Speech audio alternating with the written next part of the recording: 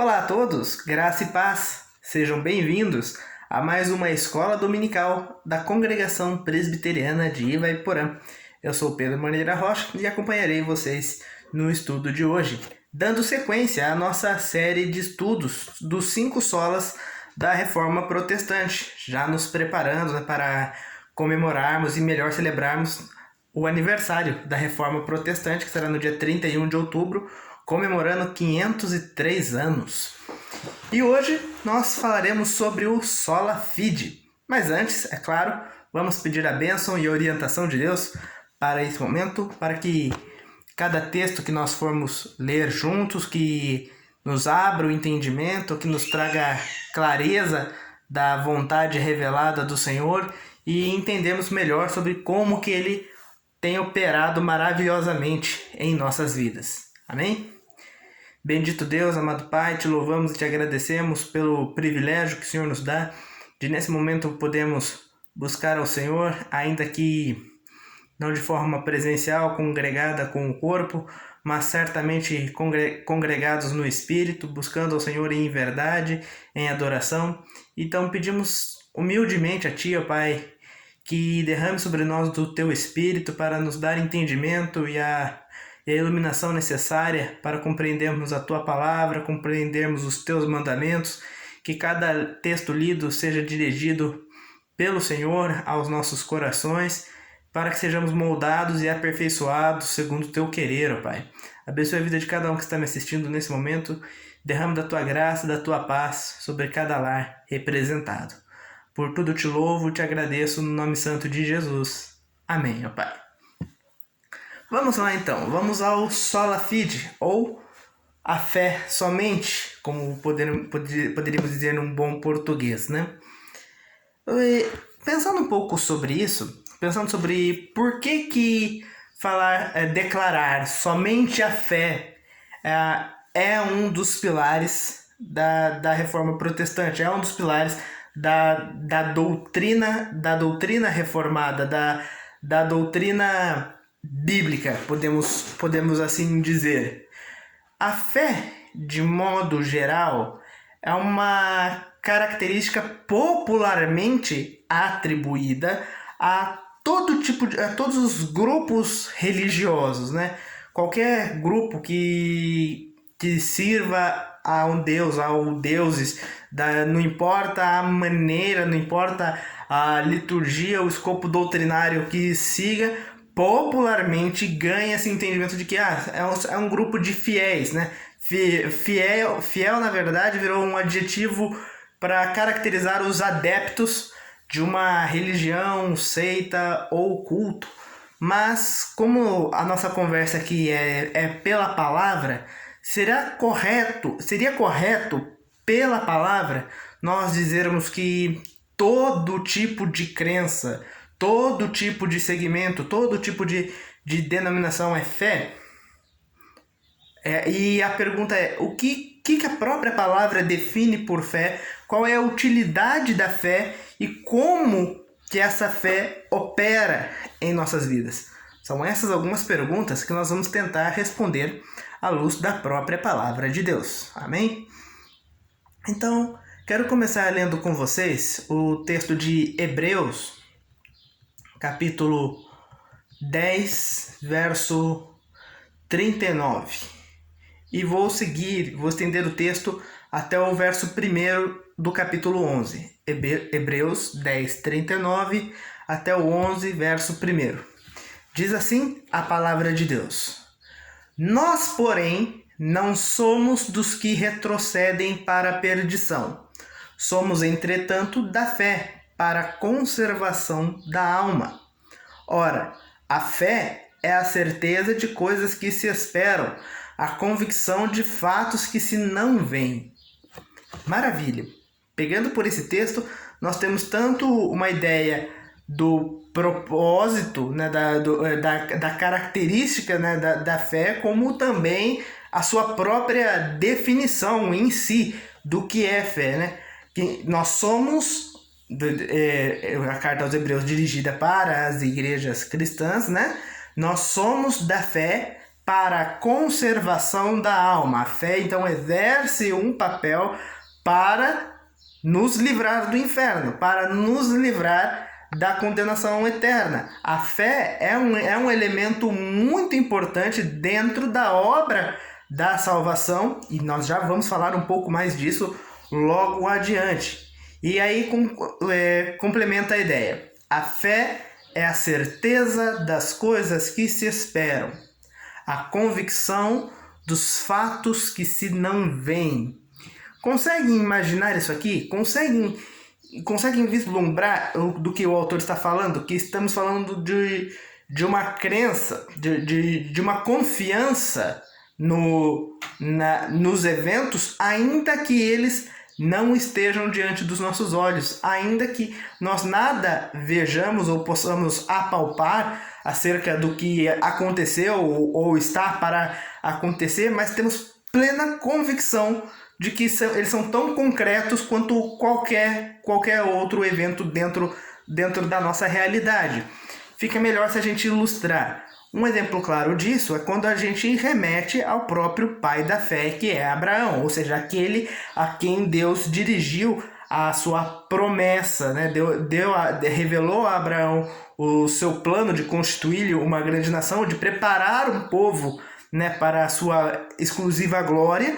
E então a crença de Abraão na palavra do Senhor, né, a confiança que ele teve naquilo que ele recebeu do Senhor, é sim a fé que se concretiza, sabe? Que depois até mesmo o levou à tomada de grandes atitudes, como deixar a terra dos seus pais, ou até mesmo de apresentar o próprio filho como sacrifício. Mas trazendo para o primeiro exemplo, né, que é quando ele deixou a casa dos seus pais, tomou a sua esposa, tomou o seu sobrinho Ló, pegou todas as suas coisas para sair até a terra que Deus prometeu a ele. Temos um elemento interessante. Deus falou: sai da tua terra, sai do meio da tua parentela, vá para a terra que eu te mostrarei. Ou seja, Deus garantiu a Abraão uma promessa, Deus garantiu a Abraão uma bênção maravilhosa, e isso era tão fato para Abraão que Abraão creu, ainda que ele não soubesse nada a respeito. Abraão não sabia onde ele ia parar, Abraão não sabia como ele ia chegar lá, quando ele ia chegar lá, nem mesmo se ele ia ver a concretização dessa promessa, porque afinal de contas Abraão viveu como peregrino, mas ele mesmo não chegou a possuir as terras que Deus tinha prometido para ele. Mas Abraão creu no Senhor. Abraão creu na palavra a ponto de deixar a casa do seu pai para seguir nessa peregrinação, para seguir nessa jornada. Isso é crer naquilo que se espera de forma tal como se já fosse real. Abraão, ainda que não visse, Abraão confiou e foi. E tantas outras vezes ele demonstrou, sabe, tamanha convicção de fé. Na verdade, todos os grandes atos de fé que nós temos nas Escrituras são pautados unicamente na confiança que os fiéis tinham ao Senhor.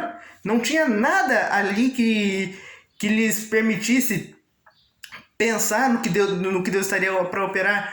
Por exemplo, quando o povo de Israel, os hebreus estavam saindo do Egito, liderados por Moisés, e de repente eles se deparam com a barreira do Mar Vermelho ali, e os egípcios quase na cola, quase alcançando o povo. O que prova Moisés tinha para crer de que o mar inteiro viria a se abrir? Nenhuma. Ele não tinha nenhuma prova, ele não sabia que isso ia acontecer, mas ele tão somente confiou no Senhor.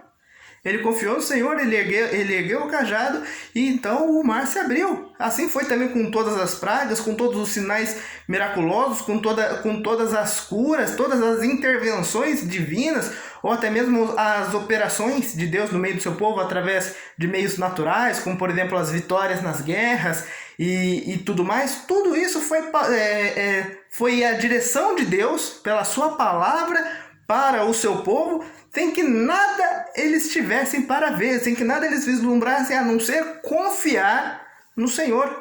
E eles deveriam ter tanta confiança em Deus, a ponto de que aquilo que Deus estava para fazer já era concreto, ainda que eles nada vissem a esse respeito ainda. Entende? Enquanto que hoje, um problema sério é quando nós temos uma mania de querer materializar, objetificar a nossa fé.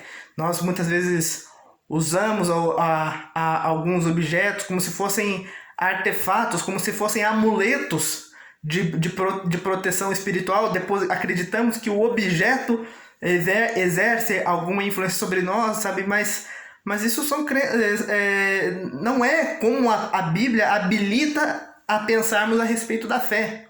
A fé é a certeza daquilo que nós não vemos. É a certeza daquilo que nós esperamos. A maior prova da fé cristã que nós temos nos dias de hoje é que mesmo que nós nada tenhamos visto a esse respeito, nós temos certeza da nossa salvação, nós temos certeza daquilo que Cristo fez por nós, mesmo que nós não vimos nada a esse respeito, e também temos certeza que é fato que Ele vai voltar para buscar a sua igreja. Já faz mais de 2020 anos que a igreja está esperando pelo retorno triunfal de Cristo, para onde Ele virá para julgar a terra e resgatar o seu povo. Mas nós cremos que isso não é uma possibilidade, não é uma aposta, mas é um fato que certamente vai se realizar, mesmo que nós não vejamos. Mesmo que hoje o dia pareça normal, né? Mesmo que hoje a realidade pareça simples, nós temos certeza daquilo que Deus vai realizar no futuro. Como? Pela fé, pela confiança que nós temos no Senhor. Então, essa é a primeira definição que nós podemos falar acerca da fé. Agora, desenvolvendo um pouco mais sobre o propósito da fé e, principalmente, de onde vem a fé? Essa confiança tão bem estruturada naquilo que nós não vemos, essa certeza dos fatos que ainda não vieram a acontecer, essa confiança que nos leva à conservação de nossas almas, será que pode ser humanamente produzida, gerada naturalmente em nossos corações? Será que um belo dia alguém pode falar e pensar bem assim, quer saber? A partir de hoje eu quero ter fé.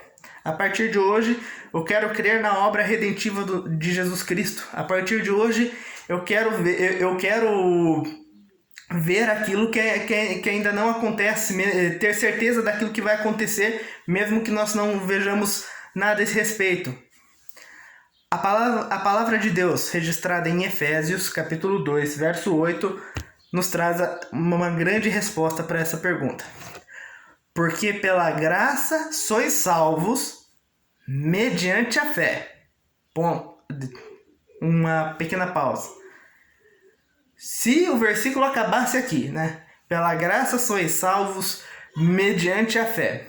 O que nós já poderíamos concluir? Que realmente a salvação é um ato da graça de Deus, pela qual nós recebemos esses benefícios através da fé, através dessa comunicação das bênçãos de Cristo na cruz em nosso lugar.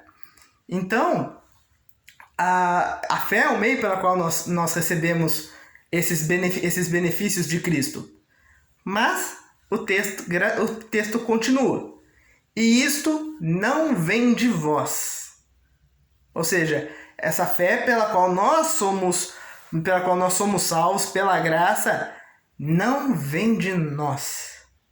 Não somos nós que podemos produzi-la, que podemos gerá-la em nosso coração, em nosso espírito. Eu não posso simplesmente querer ter fé. Eu não posso simplesmente falar, não tenho fé, agora eu tenho fé. Isto não vem de vós, é dom de Deus. A fé não vem de vós, é dom de Deus. Pela graça sois salvos, mediante a fé. Isto não vem de vós, é dom de Deus. Digo e repito quantas vezes for necessário. Toda a obra da salvação, pelo que a palavra nos mostra. Tudo que é feito para estender a misericórdia divina sobre a vida de pecadores condenados ao inferno e resgatá-los e purificá-los e transportá-los para o reino da maravilhosa luz de Cristo, o reino da promessa de Deus, a mesma promessa feita a Abraão. Todo este processo, desde o planejamento, a execução, a aplicação, a finalização, tudo é uma obra exclusiva de Deus. Nós somos objetos passivos na salvação. Nós nada contribuímos, colaboramos ou participamos para sermos salvos, mas nós recebemos do Senhor a obra completa da salvação. Porque até o meio para ter acesso ao benefício da salvação, que é a fé, né? Nós queremos que somos justificados pela fé, que a obra substitutiva de Cristo é imposta a nós por intermédio da fé. Até mesmo essa fé só tem aqueles de quem recebe de Deus. E isso explica muita coisa. Isso explica porque tantas pessoas escutam a palavra. Um pregador pode expor a palavra para um auditório ali de mais de 5.000 pessoas, e a gente tem ali uma gama de efeitos diferentes, de pessoas que são de forma eficazmente impactadas por aquela palavra, transformadas, têm as escamas dos seus olhos caídas ali para perceberem as realidades espirituais, perceberem a sua completa necessidade de confiar totalmente em Cristo, como tem pessoas que ouvem a pregação como quem ouve um conto de fadas, né? Escuta, aprecia a história, mas em seu coração ainda enxerga aquilo quase como uma fábula, como um evento mitológico até, ou seja, como algo que muito ainda é irreal, que não é concreto. Isso por quê? Porque a fé não é algo que nós podemos despertar, e tampouco nós despertamos fé uns nos outros. Nós não somos capazes de produzir fé, porque a fé vem de Deus para nós. A fé é um presente que Deus dá para quem? Para quem Ele quer, e ponto. Quando que Ele faz isso? Quando Ele quer, e ponto. É assim que Deus opera. Veja que Nicodemos, um mestre da lei, quando se reuniu com Jesus para questioná-lo, Jesus simplesmente falou: não adianta você debater essas coisas, é necessário você nascer de novo. Não adianta você querer pensar nesses assuntos, você precisa nascer de novo. Você tem que nascer do Espírito, e é só quando nós renascemos, recebemos a vida no Espírito, quando Deus derrama sobre nós o seu Espírito, é aí que nós temos fé. Antes disso, não tem como.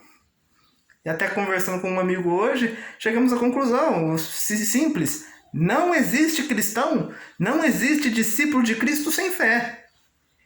Não existe compromisso com Cristo se não há confiança, se não há entrega total naquele que pode realmente fazer todas as coisas.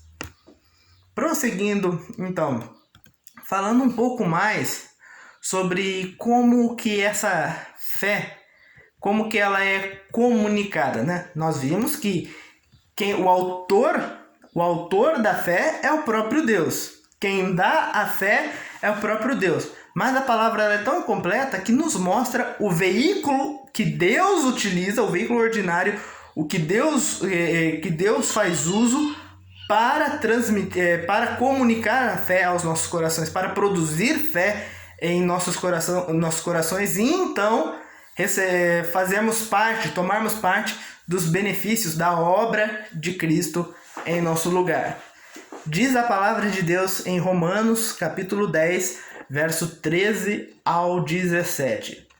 Porque todo aquele que invocar o nome do Senhor será salvo. Todo aquele que invocar o nome do Senhor será salvo. Como invocarão aquele de quem não creram? Como crerão naquele de quem nada ouviram? E como ouvirão se não há quem pregue? E como pregarão se não forem enviados? Como está escrito, quão formosos são os pés dos que anunciam coisas boas. Mas nem todos obedeceram ao evangelho, pois Isaías diz: Senhor, quem acreditou na nossa pregação? E assim, a fé vem pela pregação, e a pregação pela palavra de Cristo. A fé vem pela pregação. Deus utiliza da pregação do Evangelho, da pregação da palavra de Jesus Cristo, nosso único e suficiente Salvador, nosso único mediador, aquele que realmente, o único que deu a vida por nós, para nos purificar, para nos santificar, para nos apresentar como igreja eleita e purificada no seu sangue perante o Senhor, Criador dos céus e da terra. Nós o recebemos isso através da palavra. Quando a palavra é pregada, então o Espírito age no coração daqueles que foram escolhidos por Deus para crerem nas suas promessas e receberem as bênçãos da salvação. É aí que nós fazemos parte, que somos instrumentos nas mãos de Deus, usados por Deus para cumprimento da grande comissão, né, de irmos e pregarmos o Evangelho a toda a criatura e batizarmos em nome do Pai, do Filho e do Espírito Santo. Nós cumprimos a grande comissão quando pregamos o Evangelho, mas quem que opera ou seja, nós estamos apenas sendo usados para difundir melhor, para expor melhor a palavra de Deus. É exatamente o que estou fazendo nesse momento. Estou pregando a palavra e estou tentando fazer com que ela tenha o maior alcance possível. Mas na certeza de que os resultados não é minha responsabilidade. Não sou eu que vou salvar ninguém, mas é o Deus que opera através da pregação da palavra, através da pregação do Evangelho. Então, por isso que eu falei, a obra da salvação ela é um ato totalmente completo, operado por Deus. Nosso único papel é divulgar aquilo que ele já fez e aquilo que ele faz e aquilo que ele ainda está por fazer em nossas vidas. E para ficar ainda mais evidente, Paulo complementa 1 Coríntios, capítulo 1, verso 21.